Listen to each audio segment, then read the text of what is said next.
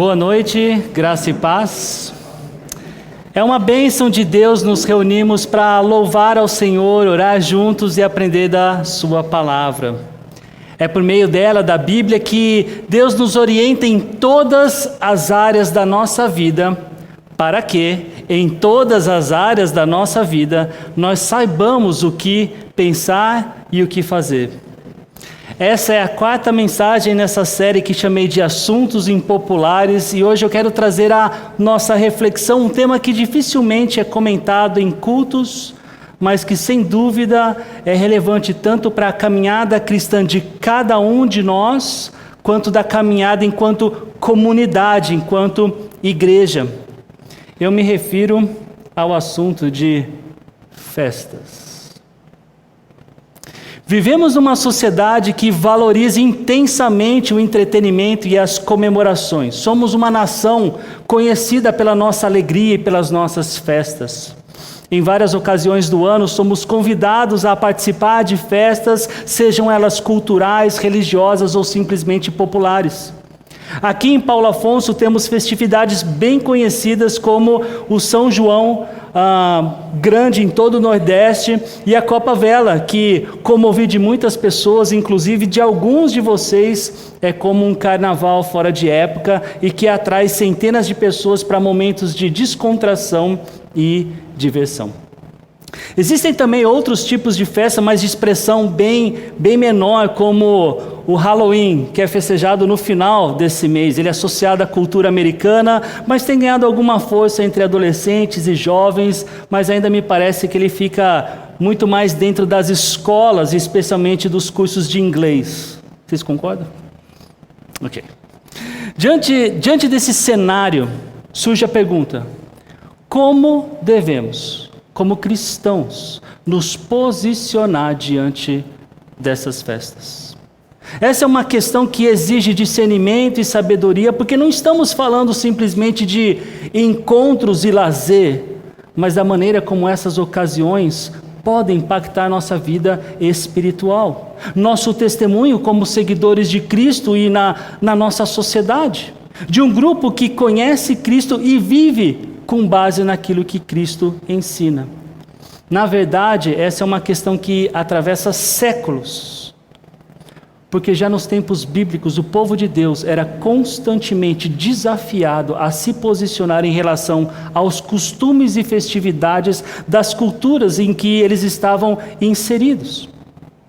Na Bíblia encontramos diversas ocasiões em que o Senhor instrui seu povo sobre como deveriam viver em meio às festas e celebrações que ocorriam ao redor deles. No Antigo Testamento, Israel ele foi ordenado a se abster das festas pagãs das nações vizinhas, especialmente porque muitas vezes essas celebrações envolviam práticas notoriamente contrárias à vontade de Deus, como a adoração a deuses pagãos e a imoralidade. Em algumas dessas festas aconteciam sacrifícios infantis e relações imorais para agradar a um Deus que na verdade nunca existiu. Por outro lado, também encontramos no mesmo Antigo Testamento exemplos de celebrações ordenadas pelo próprio Deus, como as festas de Páscoa, Tabernáculo, Pentecostes, que tinham como propósito centralizar a vida do povo de Deus na adoração e gratidão ao Senhor. Essas festas eram oportunidades de comunhão, reflexão e lembrança das grandes obras que Deus realizou na história de Israel. Ou seja, a questão nunca foi sobre celebrar ou não celebrar, ou festejar e não festejar, mas sobre como a participação nestas celebrações deveriam refletir a santidade e a vontade de Deus. Tendo dito isso, eu quero pausar a mensagem e orar junto com vocês. Senhor, nos ajude a termos um discernimento bíblico daquilo que o Senhor nos ensina na Tua Palavra. Eu te peço, por favor, nos ilumine e que a Tua Palavra seja a base para pensarmos a respeito disso. Claro, nos ajude a considerar o que as nossas vidas têm apresentado, as nossas vivências nos mostraram, para que a gente chegue a uma conclusão conforme o desejo do Senhor. E não somente saber disso, Pai, mas de fato nos submetermos a isso. e encontrarmos alegria em Cristo nosso Salvador. Eu oro assim em nome de Jesus. Amém. Hoje a nossa realidade em Paulo Afonso e em todo o Brasil nos coloca diante de festas que muitas vezes seguem um propósito muito diferente do que as festas que o povo de Israel tinha de participar conforme a Bíblia ensina. Um exemplo disso são as festas juninas, que não possuem o objetivo de centralizar a vida do povo de Deus na adoração e gratidão ao Senhor. E são comumente marcadas por características e práticas que exigem do cristão algum discernimento e cuidado. Embora tenham raízes religiosas, o foco geralmente não está nessa questão. As festas juninas promovidas por adultos e para adultos geralmente trazem outras questões que o cristão deve considerar, como o abuso de bebidas, atividades imorais. Semelhantemente, é a Copa Vela, tão marcante na cultura e na história de Paulo Afonso, que começou bem próximo dos anos 90 e que tinha o objetivo de movimentar a prainha com competições de embarcação à vela. Hoje a festa não é mais conhecida por fomentar competições de velas, mas por promover shows e folia que, da perspectiva cristã, à luz das Escrituras, são questionáveis. Embora alguns argumentem que seja uma festa de alegria e descontração, é inegável que a Copa Vela se tornou um ambiente de permissividade, sexualidade e desprezo pela sobriedade. Alguns grupos de WhatsApp que eu participo deixaram isso ainda mais claro para mim. Então, o que devemos pensar sobre isso? Como devemos nos comportar diante disso? Devemos seguir a multidão e participar de todas as celebrações que o mundo oferece? Será que você já considerou o que Deus pensa sobre isso? Será que a nossa participação nesses ambientes é algo que nos coloca mais próximos de Deus? Será que é possível participar dessas festas sem ser influenciado negativamente pelo que a tem de ruim? Será que é importante considerarmos o que a sociedade e a nossa própria família em Cristo pensa sobre a nossa participação em festas assim? Festas como a Copa Vela ou Halloween, e até mesmo certas comemorações de Natal, que logicamente deveriam ser uma lembrança do nascimento de Jesus, frequentemente são transformadas em momentos de consumismo desenfreado, distração espiritual, em alguns casos até mesmo em oportunidades para pecar. Como seguidores de Cristo, somos chamados a sermos santos, ou seja, separados para o Senhor. E isso significa que nossas escolhas devem sempre considerar e refletir o caráter de Deus e o seu propósito para as nossas vidas. Mas como fazer isso em um mundo que constantemente nos empurra, nos influencia para participar de festas e celebrações que muitas vezes não tem nada a ver com a nossa fé?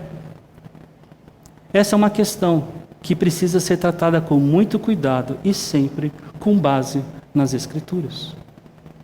Começando pelo capítulo 12 da carta de Paulo aos Romanos, nós lemos: Não se amoldem ao padrão deste mundo, mas transformem-se pela renovação da sua mente, para que sejam capazes de experimentar e comprovar a boa, agradável e perfeita vontade de Deus. A chamada de atenção aqui de Paulo é bem clara. Não devemos nos conformar, nos amoldar com os critérios deste mundo. Pelo contrário, devemos ter uma mente renovada, não no sentido de ter uma mente aberta a qualquer coisa, mas a ter uma mente que pensa e enxerga sobre este mundo pelas lentes de Deus.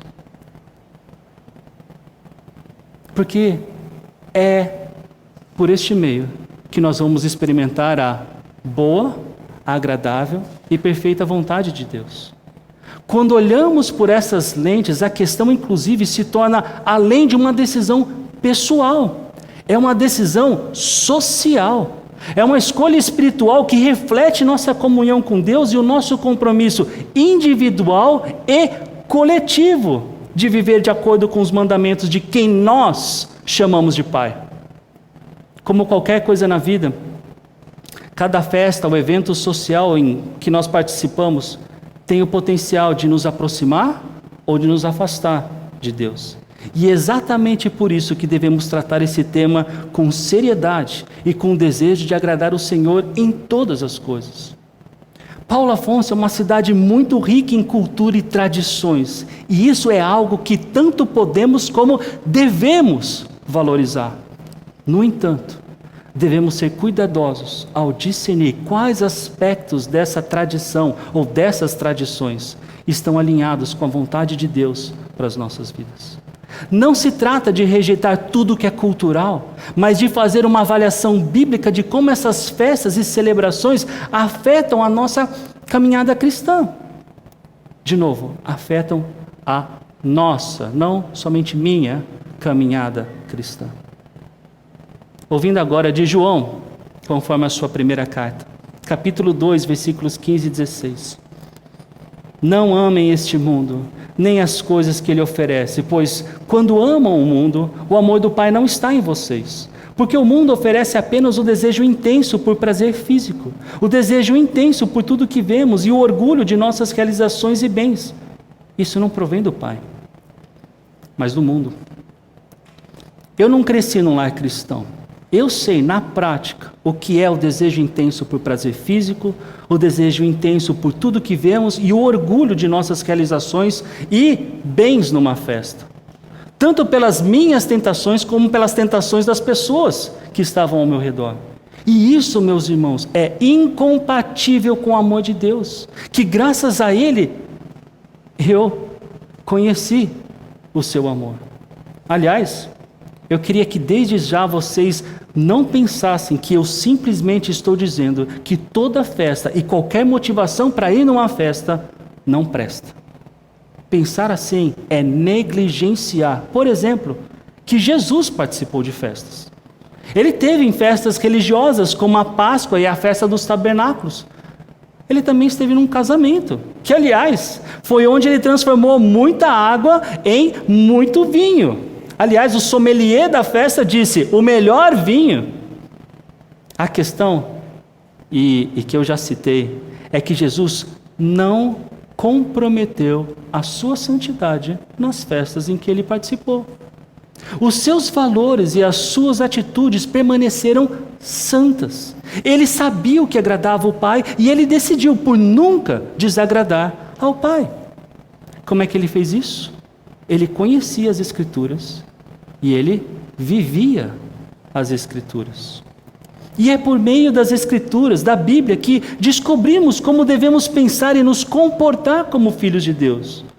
No entanto, devemos ter o cuidado de não olhar para ela como se fosse uma mera lista ou regras sobre as quais nós entendemos se podemos ou não participar de uma festa.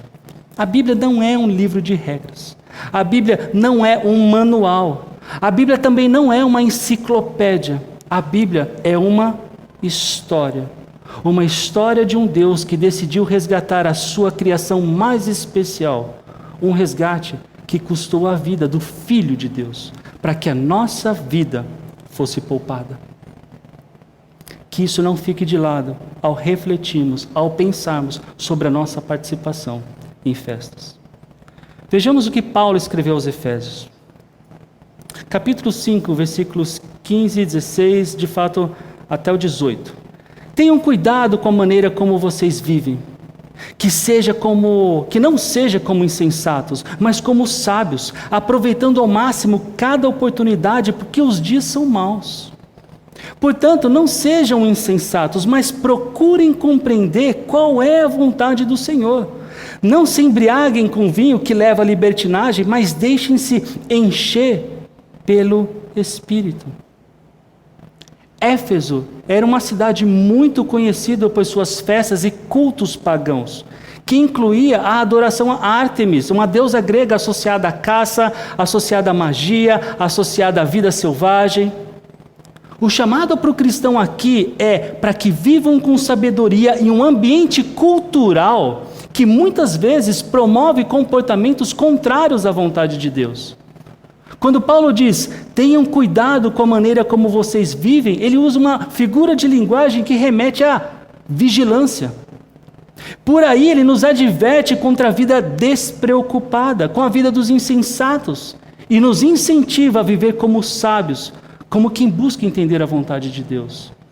E aqui, a embriaguez ela é mencionada como um exemplo de comportamento que leva à libertinagem, à dissolução. É um termo que sugere perda de controle moral e de controle espiritual. O contraste que Paulo faz aqui é bem claro. Ao invés de sermos controlados pelo vinho ou pelos prazeres mundanos, devemos ser cheios do Espírito Santo, controlados pelo Espírito Santo. Então percebam, apesar do texto não proibir a participação em festas, ele destaca a nossa conduta para que ela seja sábia, aproveitando as oportunidades para falar do Evangelho. Para os coríntios, Paulo escreveu: assim, quer vocês comam, bebam ou façam qualquer outra coisa, façam tudo para a glória de Deus. Não se tornem motivo de tropeço nem para judeus, nem para gregos, nem para a igreja de Deus.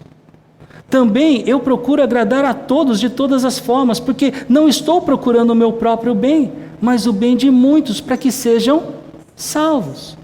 Nesse texto, Paulo aborda diretamente o princípio de glorificar a Deus em todas as nossas ações, inclusive aquelas que aparentemente são muito comuns, como beber e comer.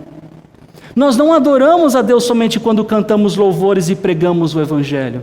Somos criaturas criadas por Deus que nas mínimas ações, nas mais básicas, nós também espelhamos e espalhamos a luz de Deus. Cada um de nós e todos nós juntos temos um compromisso com a nossa santidade, em cada detalhe do nosso cotidiano. Do ponto de vista, inclusive, isso é muito importante, pensarmos que as nossas decisões influenciam aqueles que nos observam. O que o texto disse? Não se tornem motivo de tropeço. Um crente maduro, ele se preocupa com a salvação de quem está ao seu redor. Por isso, se torna extremamente valioso para ele, a ponto dele medir as suas ações, se elas vão ou não atrapalhar alguém a considerar a oferta de Cristo. Vocês já ouviram alguém, ou algo mais ou menos assim? Fulano, quer ir lá na minha igreja hoje? Eu conheço alguém além de você lá na sua igreja? Conhece sim, o Cicrano e o Bertrano. O Cicrano? Aquele que pega fiado e nunca paga? O Bertrano? Aquele que no grupo do Zap fica falando de mulher, sendo ele mesmo casado? Já pensaram, irmãos? Chega uma pessoa aqui e reconhece a Júlia, que hoje ela está servindo aqui, ministrando louvor. Vocês acham que a vida dela fora da igreja contribui para esse visitante considerar aprender a Bíblia aqui conosco? Considerar frequentar o nosso meio? E eu respondo para vocês, que bom que a Júlia busca uma vida piedosa e exemplar fora dessas paredes. Eu citei o nome da Júlia, mas pode ser qualquer um de nós aqui. No entanto, eu diria, vocês que por uma razão ou outra servem em ministérios como o de louvor e o de ensino, são ainda mais cobrados por isso. Nós temos aqui no nosso meio alguns irmãos muito conhecidos na nossa sociedade, ou na sociedade de Paulo Afonsina. O que vocês, meus irmãos, fazem lá fora tem um impacto direto ao que essas pessoas pensam sobre a comunidade cristã que vocês participam. Irmãos, cristãos maduros consideram o impacto do seu testemunho, e isso inclui a decisão de estar numa festa e o que fazer numa festa.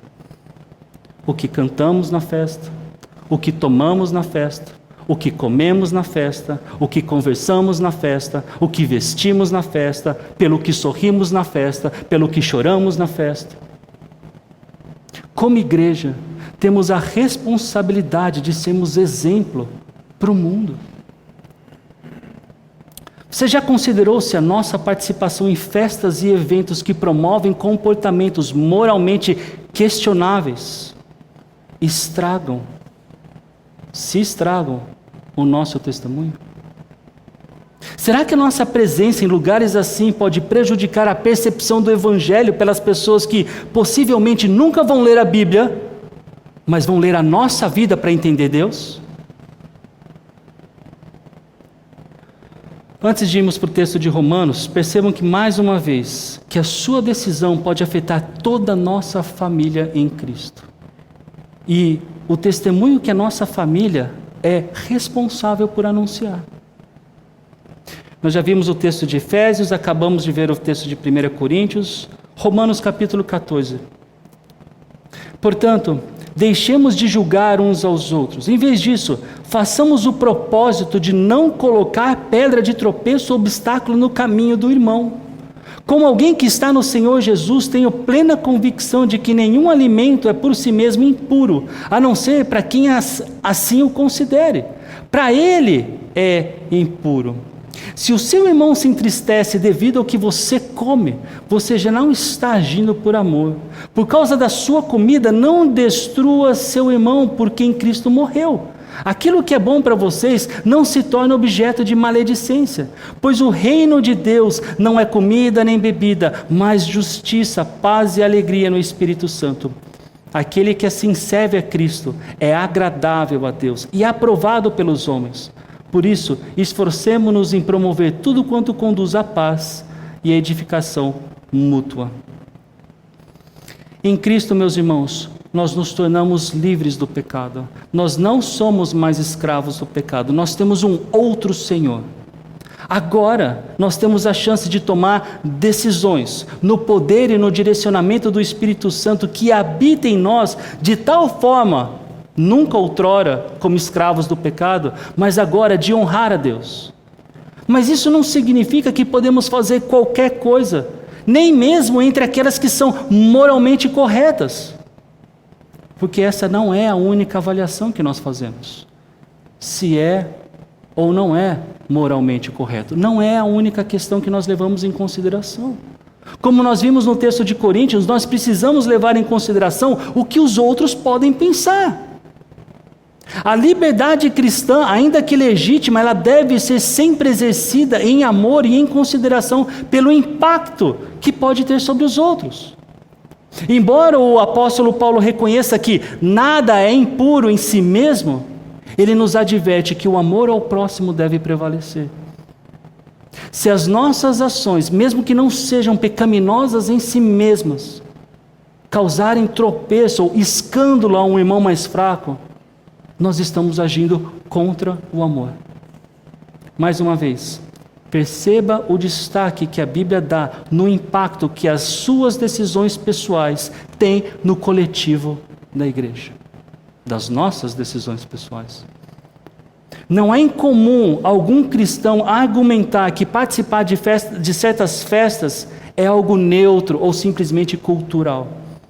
No entanto, se nossa participação em uma festa que promove a imoralidade, por exemplo, causa confusão ou escândalo, nós precisamos reavaliar a nossa escolha. Um crente maduro sabe que o testemunho da igreja é maior que a sua preferência individual. E a nossa responsabilidade é evitar que nossas ações prejudiquem a fé dos outros. Esse é um dos sacrifícios pelos quais nós fomos chamados por Deus. Como diz a canção, não a minha vontade, mas não tem uma música assim? Mas a tua. Canta aí, Rogério. Mudando agora de apóstolo, vamos para o apóstolo Pedro. O que ele escreveu na primeira carta, capítulo 2? Amados, insisto em que, como estrangeiros e peregrinos no mundo, vocês se abstenham dos desejos carnais que guerreiam contra a alma. Vivam entre os pagãos de maneira exemplar, para que naquilo que eles os acusarem de praticarem o mal, observem as boas obras que vocês praticam e glorifiquem a Deus no dia da sua intervenção. Pedro está dizendo, nós não somos mais deste mundo, aqui nós somos como estrangeiros e peregrinos. A nossa principal identidade já não é mais o lugar onde nós nascemos e o nome da família que nós carregamos, porque na eternidade isso é secundário. O nome da família ainda nem secundário é, mas ainda há o reconhecimento de que de todas as tribos, povos e raças, então existe sim uma distinção. mas ela é secundária. No entanto, ainda estamos aqui, ainda vivemos nesse mundo. E caminhar aqui de forma a glorificar a Deus, é necessário que sejamos exemplares. É necessário nos abster dos desejos de fazer o que nós queremos para fazer o que Deus quer. E o que Ele quer? Que não participemos de festa? Não é isso que eu tenho ensinado, se você pensou isso até agora. O que Ele deseja é que nós não pequemos e que sejamos santos. Então, segundo Pedro, o objetivo é manter um testemunho claro e irrepreensível diante de quem não é crente. Paulo, no texto de Romanos, ele focou nos crentes. Pedro está falando dos descrentes. A ideia é que eles observem a nossa conduta e se sintam inspirados a conhecer o Senhor, crer no Senhor e viver para o Senhor. Como você se sentiria se alguém tivesse recusado o convite de estar aqui no nosso meio, porque ele ou ela disse que o seu testemunho é incoerente com a fé bíblica? Se ele ou ela lhe tivesse visto num evento com roupas inapropriadas, ou com uma lata de cerveja na mão, que bom que chama assuntos impopulares, né? Esse é um ótimo exemplo. Sabem por quê? Porque a Bíblia, ela não condena o consumo do álcool. Mas existem tantas recomendações ao redor disso que até desmotiva o cristão de beber. No Brasil, eu estudei no Seminário Bíblico Palavra da Vida. E como estudante lá, era proibido o consumo de bebidas alcoólicas. Interessantemente, mesma coisa nos Estados Unidos, onde eu estudei, no seminário de lá. E mais interessante ainda, é que nenhum desses dois seminários falava que isso era pecado, o consumo de álcool era pecado. A questão era o perigo que o consumo de bebida alcoólica trazia, o potencial desse cenário do uso de bebida alcoólica em se transformar em algo pecaminoso. O grande ponto deles, na verdade, era cultural. E é por isso que eu também quero fazer algumas considerações culturais com vocês. Vamos pensar nas festas juninas primeiro. Eu já mencionei que, embora essas festas tenham origem religiosa, especialmente nas tradições do catolicismo romano e com a veneração dos santos como São João e São Pedro, eu acredito que este não deva ser o principal foco da reflexão de um cristão ao considerar a sua participação numa festa junina. Isso não é negar a origem religiosa da festa. Isso é notar como a religiosidade da festa passou a se tornar mais uma questão cultural do que propriamente religiosa. E eu não nego que em diferentes lugares existem diferentes níveis do que é religioso e do que é cultural. E de que o cristão nesses diferentes lugares precisarão entender e discernir sobre isso, sempre com as Escrituras. Eu praticamente não vejo religiosidade alguma nas festas juninas infantis. Por exemplo, às vezes uma bandeira mencionando alguma outra coisa, às vezes uma música falando uma coisa, outra coisa. Alguma pequena alusão. Mas mesmo assim, isso fica muito entremeado com a cultura. E uma prova disso, de como as pessoas compreendem, é que as igrejas que procuram pensar biblicamente, dificilmente elas advertem os seus membros para que as crianças não participem dessas festas. Tampouco existe uma preocupação demasiada sobre o que os outros vão pensar.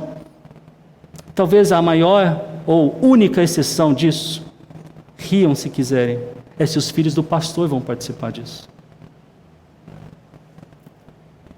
Pegando o gancho e mudando de festa, eu já ouvi de alguns crentes que é pecado, ou pelo menos problemático, ter uma árvore de Natal para celebrar ou para festejar o nascimento de Cristo. A justificativa é porque a árvore enfeitada tem origem num contexto idólatra. No entanto, mesmo que isso seja verdade, existem dúvidas sobre isso, a árvore enfeitada para as nossas festas de Natal em nada tem a ver com a suposta origem dessa história. Ninguém faz essa associação. Entra na sala da sua casa, Nossa, que idolatria.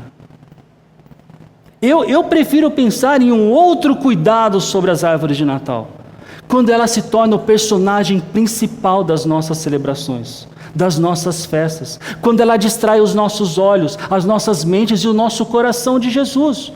Quando tudo que existe de Jesus na festa do Natal é um pequenino presépio lá embaixo da grande árvore de Natal, atrás dos presentes que serão trocados. E olha que eu nem vou falar do Papai Noel aqui. Foi até por essa razão que eu já preguei aqui sobre a árvore de Jessé. Eu tentei ensinar uma forma criativa de usarmos a árvore de Natal de forma cristocêntrica, nos ajudando a não perder de vista quem e o que realmente festejamos no Natal. A festa de Natal tem muitos ângulos para ser avaliada, e uma que me deixa preocupada é o consumismo ao redor do dia 25 de dezembro.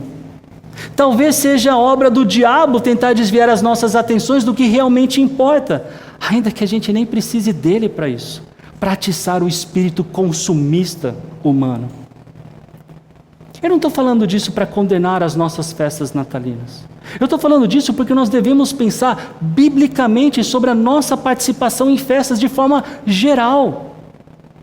Não é porque uma pessoa te chama para uma festa no dia 25 de dezembro, ou no dia 24, para ficar até o dia 25 de dezembro, que essa é uma boa festa, ou que é uma festa que celebra o nascimento de Jesus. Já pensou? Seu vizinho te chama para celebrar o Natal na casa dele. E você fica encantado com o convite. Fica pensando quando é que seu vizinho se tornou cristão. E até enxerga a possibilidade de em algum momento você dar o seu testemunho do que Jesus tem feito na sua vida. Afinal de contas, é festa de Natal, né?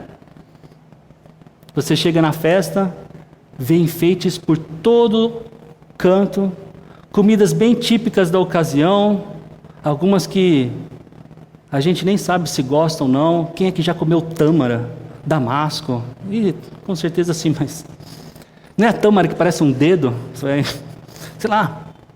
Então você percebe que a pessoa te convidou, ela adora jogar uva passas em tudo quanto é comida, mas também tem muita bebida à vontade. E demora um pouco para você perceber, mas quando você percebe, a sua reflexão é: eu acho que vai ser difícil antes da meia-noite ter alguém sóbrio nesse lugar. O que você faz? Eu acho bastante indelicado se você se retirar dessa festa. Eu acho mais prejudicial do que você permanecer e vocês sabem como agir naquele lugar. Não é porque é festa de Natal, é que vai ser uma festa santa, ou uma festa que seguramente teria Jesus como centro. Não é porque você foi convidado para uma festa de Natal, é que você não precisa de cuidado algum para aceitar o convite. Nos Estados Unidos é muito forte, eu falei da festa do Halloween, ela é muito forte lá. E eu estou falando um pouquinho dela porque nós estamos em outubro, e é dia 31 de outubro que acontece essa festa. E assim como os cristãos no Brasil podem avaliar de forma diferente a participação numa festa como de São João, lá também existe uma avaliação entre as igrejas de forma diferente se o cristão pode ou não pode participar de festas assim. É inegável no caso do Halloween sua ligação com os rituais pagãos do passado. Mas será que hoje isso tem a ver com... o Halloween tem a ver com isso? No tempo em que eu fiz seminário lá, eu passei 2 vezes essa data do dia 31 de outubro.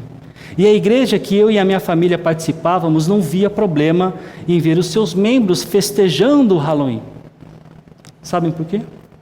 Primeiro, porque não viam a associação da festa como ela é, ou como ela foi com... alguns dizem com símbolos macabros e relativos à morte. Tem uma grande... Na verdade, o Halloween ele é uma festa nacional à fantasia. Se você acha que você está vendo a caveirinha andando ali, a bruxa andando ali, não. Você está vendo Scooby-Doo andando ali e um outro personagem de desenho animado andando ali. É muito raro, pelo menos no ambiente em que nós estávamos, você ficar vendo essas questões, ainda que exista em alguns lares esses enfeites. E a segunda razão, e aquela que eu queria destacar, e ela me encanta, é que a igreja usava desse feriado para evangelizar a vizinhança. Se você não sabe, o Halloween, as pessoas elas saem fantasiadas pela rua, pedindo doce por cada casa que ela passa. Então essa era uma ótima chance de, ao invés de você ter que ir na casa do vizinho para evangelizá-lo, o que acontecia? Ele vinha até você para que você o evangelizasse. E os membros dessa igreja, o que eles faziam? Eles colocavam uma mesa em frente à sua casa, com refrigerante, com doce, com comida. A pessoa vinha lá e ele falava do evangelho. Se não conseguia falar, ele tinha uma coisinha para entregar para que a pessoa conhecesse o evangelho.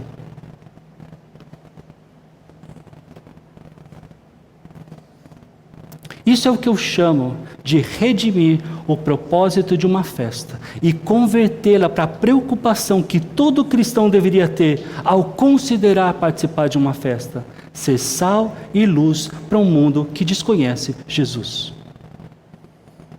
Queridos, nenhuma cultura é neutra, nenhuma atividade é neutra. Tudo que pensamos, fazemos ou falamos tem o potencial de nos deixar mais próximos ou mais distantes de Deus. Por isso, cada um de nós e todos nós juntos precisamos considerar biblicamente a nossa participação em festas. Seja ela o casamento de um amigo ou o aniversário de um vizinho. Em 2005, eu trabalhei na maior empresa de pesquisa industrial do mundo. E essa empresa ela é tão grande que ela foi a maior produtora de patentes anuais nos Estados Unidos durante 20 anos consecutivos. Todo final de ano, eles faziam uma festa. Uma festa que nenhum funcionário casado podia levar o seu cônjuge. Eu vou deixar você imaginar o porquê eles faziam isso. E refletir se essa era uma festa que um cristão casado deveria participar. Numa outra ocasião, ainda enquanto universitário, eu fui convidado para uma festa em que 90% dos convidados se declaravam homossexuais. Por mais que eu quisesse falar do evangelho para eles, aquela não era a oportunidade adequada.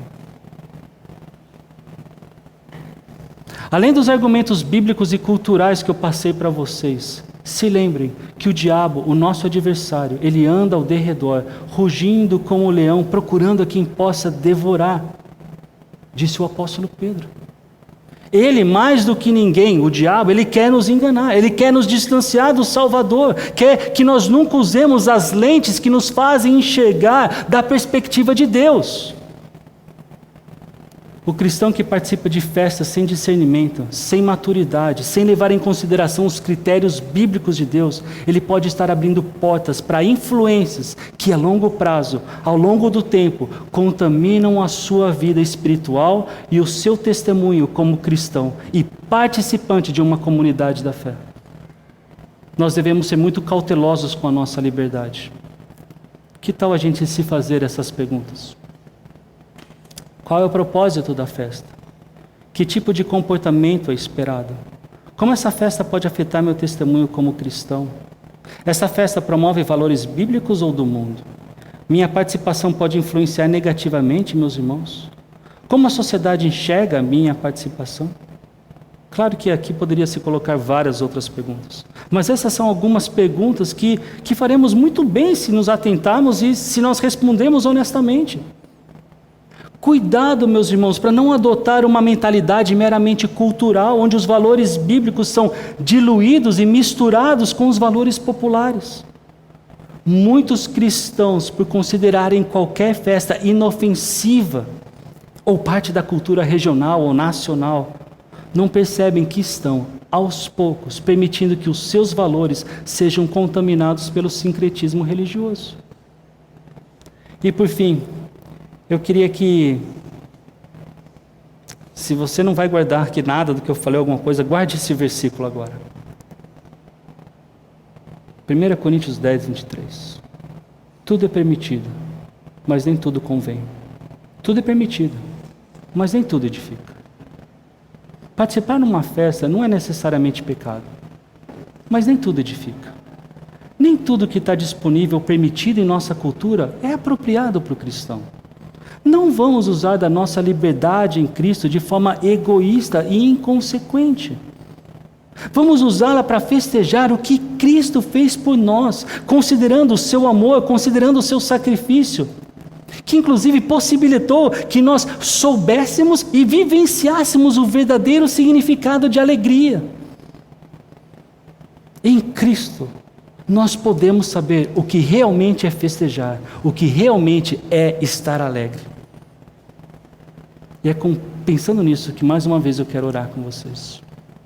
Senhor, muito obrigado por nos redimir, muito obrigado por estar mudando a nossa mentalidade, muito obrigado por nos transformar. Pai, ainda há muito a nos resgatar, Pai, no sentido de que a nossa natureza gosta de fazer coisas contrárias à Tua vontade. Por isso, continue nos cutucando, continue nos dando a esperança de olhar para a cruz e perceber como ela transforma as nossas observações, aquilo que a gente vê, a nossa percepção, Senhor. Ao olharmos para as festas, que nós saibamos tomar boas decisões, de não ir ou de ir. De não ir para fazer honra e glórias ao Teu nome, e se de ir para honrar ao Senhor. Nos ajude, Pai, a pensar biblicamente. Nos ajude a pensar, Pai, em tudo que nós fazemos, em tudo que nós falamos. Nos ajude a ter uma mentalidade, Pai, não meramente cultural e avaliar as coisas de uma forma horizontal, mas olhar para o Senhor e ver, Pai, como cada uma dessas coisas pode potencializar ou estragar o nosso relacionamento e o nosso relacionamento com o Senhor e com os nossos irmãos. Isso é o que eu te peço hoje, Pai. Em nome de Jesus. Amém.